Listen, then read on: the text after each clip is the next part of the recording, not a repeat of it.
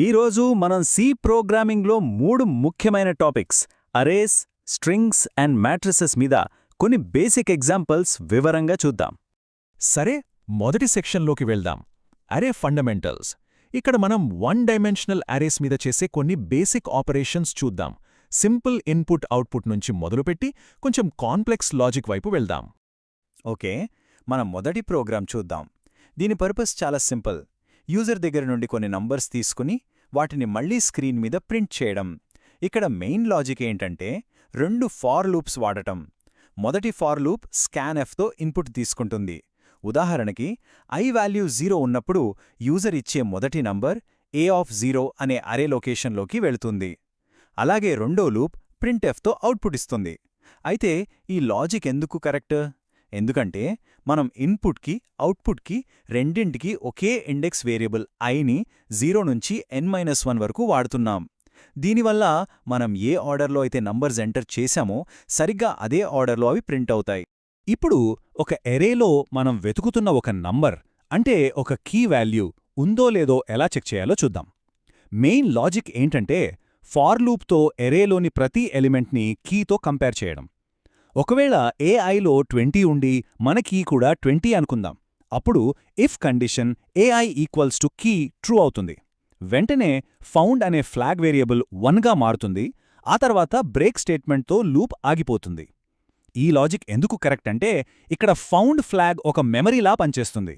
అంటే కీ దొరికింది అని గుర్తుపెట్టుకుంటుంది. ఇక బ్రేక్ స్టేట్మెంట్ ఏమో ప్రోగ్రామ్ని ఎఫిషియెంట్గా చేస్తుంది. కీ దొరకగానే సర్చ్ ఆపేస్తుంది కాబట్టి అనవసరమైన కంపారిజన్స్ అన్నీ ఆగిపోతాయి. ఈ ప్రోగ్రాంలో మనం ఒక అరేలో ఉన్న సరి సంఖ్యలను అంటే ఈవెన్ నంబర్స్ని మాత్రమే సమ్ చేస్తున్నాం. దీనిలో కోర్ లాజిక్ అంతా ఇఫ్ కండిషన్లోనే ఉంది. A of i modulo 2 is equal to 0. ఇక్కడ మాడ్యులో అంటే మాడ్యులో ఆపరేటర్ ఒక నంబర్ని 2తో భాగించినప్పుడు వచ్చే శేషాన్ని అంటే రిమైండర్ని ఇస్తుంది. ఉదాహరణకి ఏ ఆఫ్ ఐ వాల్యూ 4 అయితే 4 మాడ్యులో 2 మనకు 0 ఇస్తుంది. అప్పుడు కండిషన్ ట్రూ అయి ఆ 4 అనేది సమ్ వేరియబుల్కి యాడ్ అవుతుంది.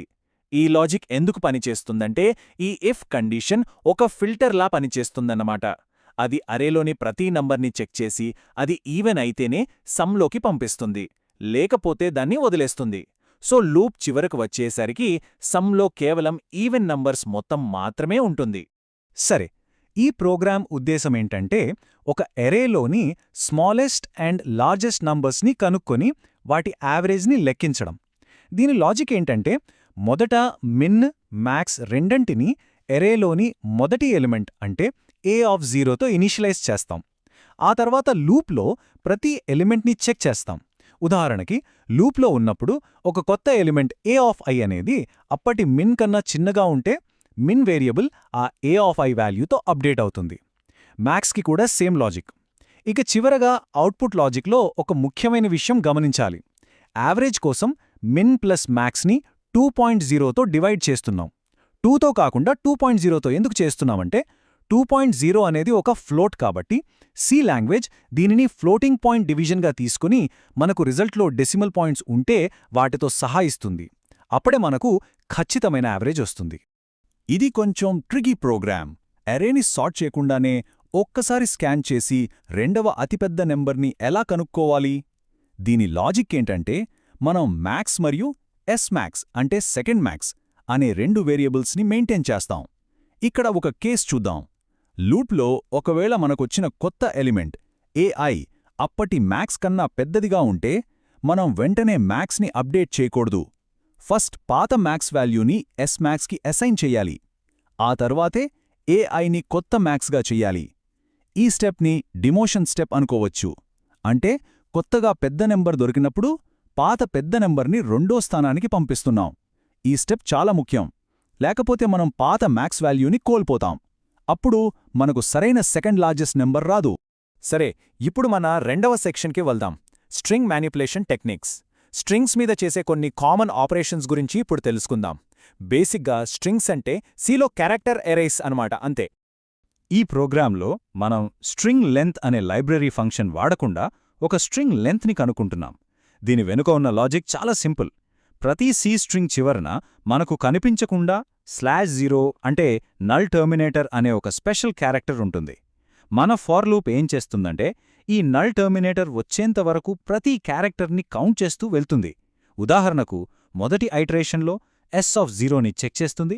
అది /0 కాదు కాబట్టి లెన్ కౌంటర్ని 1 పెంచుతుంది. ఈ ప్రాసెస్ /0 దొరికే వరకు కంటిన్యూ అవుతుంది.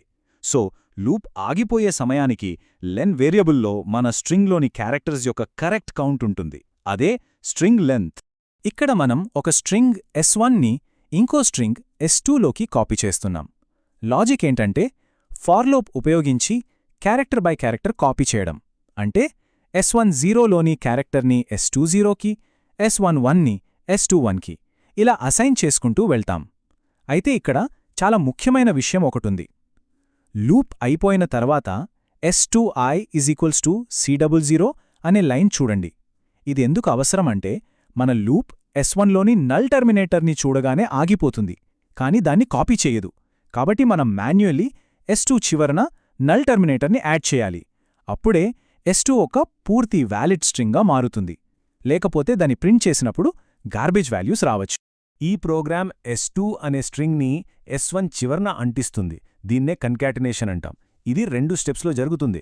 మొదటి ఫర్ లూప్ s1 యొక్క ఎండ్ ఎక్కడుందో కనుక్కోవడానికి, అంటే దాని నల్ టర్మినేటర్ వరకు వెళ్తుంది. ఇక రెండవ ఫర్ లూప్ ఆ ఎండ్ పాయింట్ నుండి s2లోని ప్రతి క్యారెక్టర్ని s1కి కాపీ చేస్తుంది. ఒక ఇటరేషన్లో s2j క్యారెక్టర్ s1iలోకి కాపీ అవుతుంది. ఆ తర్వాత i మరియు j రెండు ఇంక్రిమెంట్ అవుతాయి. ఈ లాజిక్లో ఫైనల్ స్టెప్ చాలా ముఖ్యం. కొత్త నల్ టర్మినేటర్ని s1కి చివర్లో యాడ్ చేయాలి. ఎందుకంటే s2ని కాపీ చేసినప్పుడు s1 యొక్క పాత నల్ టర్మినేటర్ పోతుంది. ఈ కొత్త /0 యాడ్ చేస్తేనే మనకి ఏర్పడిన ఈ పొడవైన స్ట్రింగ్ సరిగ్గా ఎండ్ అవుతుంది. ఒక స్ట్రింగ్ని రివర్స్ చేయడం ఎలా? ఈ ప్రోగ్రాంలో మనం 2 పాయింటర్ అప్రోచ్ వాడుతున్నాం. i అనే పాయింటర్ స్ట్రింగ్ మొదట్లో ఉంటుంది, j అనే పాయింటర్ చివర్లో ఉంటుంది. వైల్ లూప్లో ఏం చేస్తామంటే ఇవి 2 పాయింట్ చేస్తున్న క్యారెక్టర్స్ని స్వాప్ చేస్తాం. ఒక ఇటరేషన్ చూస్తే s/iలోని క్యారెక్టర్ని s/jలోని క్యారెక్టర్ని ఒక టెంప్ వేరియబుల్ సహాయంతో స్వాప్ చేస్తున్నాం.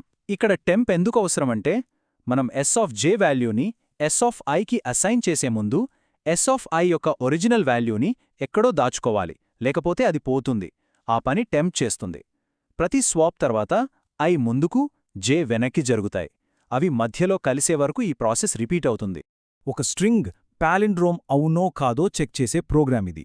పాలిండ్రోమ్ అంటే ముందు నుంచి చదివినా వెనక నుంచి చదివినా ఒకేలా ఉండే పదం. దీని లాజిక్ కూడా 2 పాయింటర్ అప్రోచ్ లాంటిదే. i ముందు నుంచి, j వెనక నుంచి వస్తూ క్యారెక్టర్స్ని కంపేర్ చేస్తాయి. ఇక్కడొక కేస్ చూద్దాం.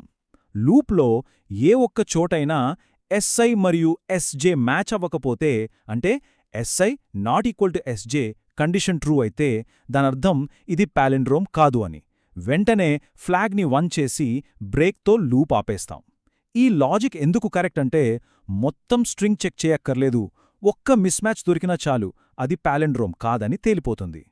ఒకవేళ లూప్ మొత్తం పూర్తయిన ఫ్లాగ్ 0గానే ఉంటే దానర్థం అన్ని క్యారెక్టర్స్ మ్యాచ్ అయ్యాయని, ఆ స్ట్రింగ్ ఒక పాలిండ్రోమ్ అని. ఓకే, మనం చివరి సెక్షన్కి వచ్చేశాం. Introduction to matrix operations. ఇక్కడ మనం 2 డైమెన్షనల్ అరేస్ అంటే మేట్రిసెస్ మీద నెస్టెడ్ లూప్స్ వాడి కొన్ని కామన్ ఆపరేషన్స్ ఎలా చేయాలో చూద్దాం. ఈ ప్రోగ్రామ్ 2 మ్యాట్రిసెస్ని యాడ్ చేస్తుంది. దీని core logic nested four loops. బయట ఫోర్ లూప్ i రోస్ని కంట్రోల్ చేస్తే లోపల ఫోర్ లూప్ j కాలమ్స్ని కంట్రోల్ చేస్తుంది. ఒక ఇటరేషన్ చూద్దాం. i 0 మరియు j 0 అయినప్పుడు ప్రోగ్రామ్ a/00ని b/00కి యాడ్ చేసి ఆ రిజల్ట్ని sum/00లో స్టోర్ చేస్తుంది. ఈ నెస్టెడ్ లూప్ స్ట్రక్చర్ ఎందుకు కరెక్ట్ అంటే ఇది ప్రతి ఎలిమెంట్ని దాని కరస్పాండింగ్ ఎలిమెంట్తోనే యాడ్ అయ్యేలా చూస్తుంది. అంటే i, j పొజిషన్లో ఉన్న ఎలిమెంట్ మరో మ్యాట్రిక్స్లోని అదే i, j పొజిషన్ ఎలిమెంట్తో యాడ్ అవుతుంది. దీనివల్ల అడిషన్ కరెక్ట్గా జరుగుతుంది. ఇప్పుడు మ్యాట్రిక్స్ బిని మ్యాట్రిక్స్ ఏ నుండి ఎలా సబ్ట్రాక్ట్ చేయాలో చూద్దాం. దీని లాజిక్ మ్యాట్రిక్స్ అడిషన్కి చాలా సిమిలర్. ఇక్కడ కూడా నెస్టెడ్ లూప్స్ వాడతాం, కానీ ఆపరేషన్ మాత్రం ప్లస్ బదులుగా మైనస్ అవుతుంది. ఒక ఐటరేషన్ చూస్తే రో i 1, కాలమ్ j 2 అయినప్పుడు ప్రోగ్రామ్ a12 నుండి b12ని తీసివేసి ఆ రిజల్ట్ని diff12లో పెడుతుంది. ఈ లాజిక్ ప్రకారం ప్రోగ్రామ్ మళ్లీ ప్రతి సెల్ని దాని కోఆర్డినేట్ బట్టి ప్రాసెస్ చేస్తుంది. దీనివల్ల ప్రతి పొజిషన్లో సరైన సబ్ట్రాక్షన్ జరుగుతుంది. ఒక మ్యాట్రిక్స్ యొక్క ట్రాన్స్పోజ్ కనుక్కోవడం ఈ ప్రోగ్రామ్ ఉద్దేశం. ట్రాన్స్పోజ్ అంటే సింపుల్గా రోస్ని కాలమ్స్గా, కాలమ్స్ని రోస్గా మార్చడం. దీని మొత్తం లాజిక్ ఒక్క లైన్లోనే ఉంది. T of j, I equals to A of I, J. ఇక్కడ గమనించండి, A మ్యాట్రిక్స్లో I రో J కాలమ్ అయితే T మ్యాట్రిక్స్లో J రో I కాలమ్ అవుతుంది. ఇండిసెస్ స్వాప్ అయ్యాయి. ఉదాహరణకి A మ్యాట్రిక్స్లోని 0, 1 పొజిషన్లో ఉన్న ఎలిమెంట్ T మ్యాట్రిక్స్లో 1, 0 పొజిషన్లోకి వెళ్తుంది. ఈ ఇండెక్స్ స్వాప్ అనేది మ్యాట్రిక్స్ని దాని డయాగ్నల్ మీద ఫ్లిప్ చేస్తుంది. అదే ట్రాన్స్పోజ్ వెనుకున్న ఫండమెంటల్ ఐడియా. ఒక స్క్వేర్ మ్యాట్రిక్స్ సిమెట్రిక్ అవునో కాదో చెక్ చేసే ప్రోగ్రామ్ ఇది. సిమెట్రిక్ మ్యాట్రిక్స్ అంటే ఏంటి? ఏ మ్యాట్రిక్స్ అయితే దాన్ని ట్రాన్స్పోజ్కి ఈక్వల్గా ఉంటుందో అది సిమెట్రిక్. అంటే A ఆఫ్ I, J ఎప్పుడూ A ఆఫ్ J, Iకి సమానంగా ఉండాలి. ప్రోగ్రామ్ లాజిక్ ఏంటంటే ఈ కండిషన్ ఎక్కడైనా ఫెయిల్ అవుతుందేమో అని చెక్ చేయడం. ఇఫ్ కండిషన్లో A of I, J not equal A of J, I అని చెక్ చేస్తున్నాం.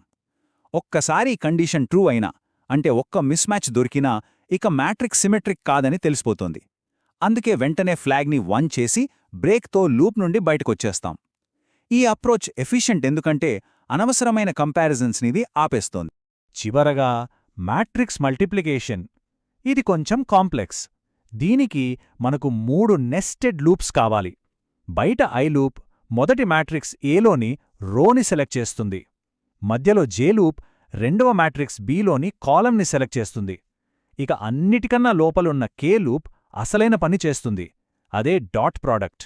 ఒక రిజల్ట్ ఎలిమెంట్ అంటే మ్యూల్ IJని క్యాలిక్యులేట్ చేయడానికి ఈ K లూప్ Aలోని ith రోలోని ఎలిమెంట్స్ని Bలోని jth కాలంలోని ఎలిమెంట్స్తో ఒక్కొక్కటిగా మల్టిప్లై చేసి ఆ రిజల్ట్స్ అన్నిటినీ సమ్ చేస్తుంది. ఈ లాజిక్ మ్యాట్రిక్స్ మల్టిప్లికేషన్ యొక్క అసలైన మ్యాథమెటికల్ డెఫినిషన్ని C ప్రోగ్రాంలో ఇంప్లిమెంట్ చేస్తుందన్నమాట.